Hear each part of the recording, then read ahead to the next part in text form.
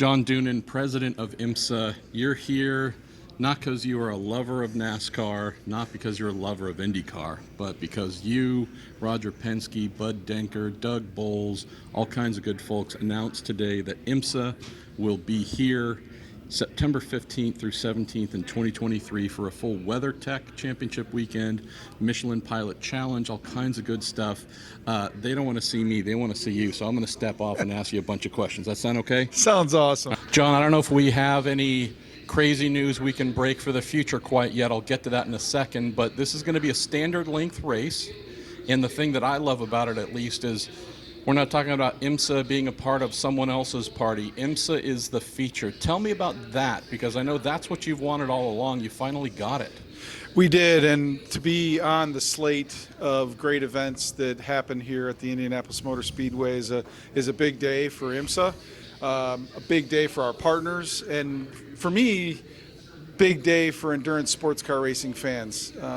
We're going to pack this place with fans, families in the infield. They're going to open up the entire infield for camping. So that's really big for myself, Jim France, Ed Bennett, all of us at IMSA, to be able to put our fans, as we do with our Haggerty Grid Walk, in touch with what we're doing in IMSA.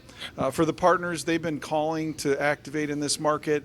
18 automakers to be able to come here in the Midwest region is big. And then finally, for us as a brand, we're about to enter the golden era of GTP cars being back, great GT racing with the cars that we have already and more coming.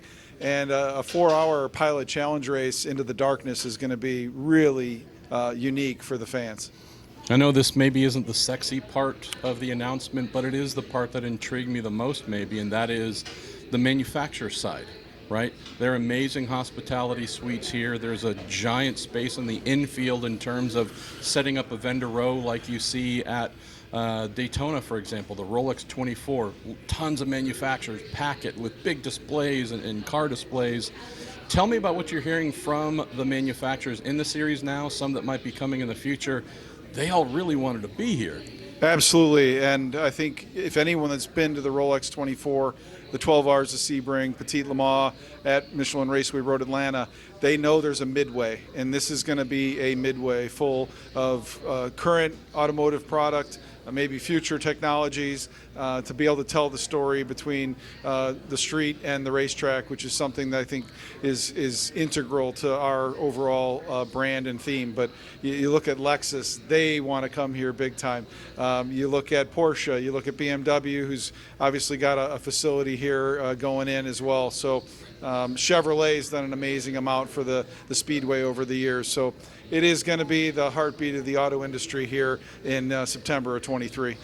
So I know that we announced a 2-hour and 40-minute standard length event. I know that you were asked, you're not confirming future race lengths, but I don't think it's out of turn to say, from the rumors, there might be some discussions about could this be a longer race in the future. Do you think there's a possibility of that? I don't know what the length would be. IMSA already has 4 endurance races per year. You think this could follow that direction in the future? Yeah, I think what 23 does for us by running a 4-hour pilot challenge races gives us an opportunity to validate that for the future.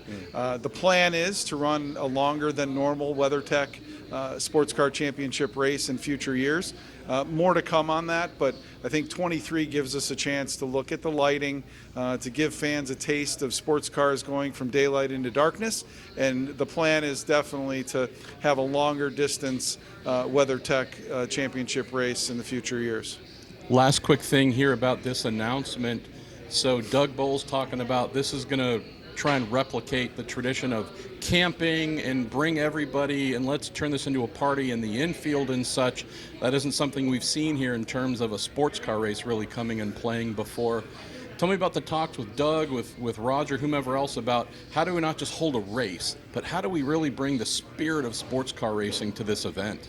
I would say the word there is commitment. Doug, Roger, Bud Denker, Mark Miles, they made a commitment to us that they want to have sports car racing here. They want to make it an event, not just a couple of 2, 3, 4 races when all is said and done.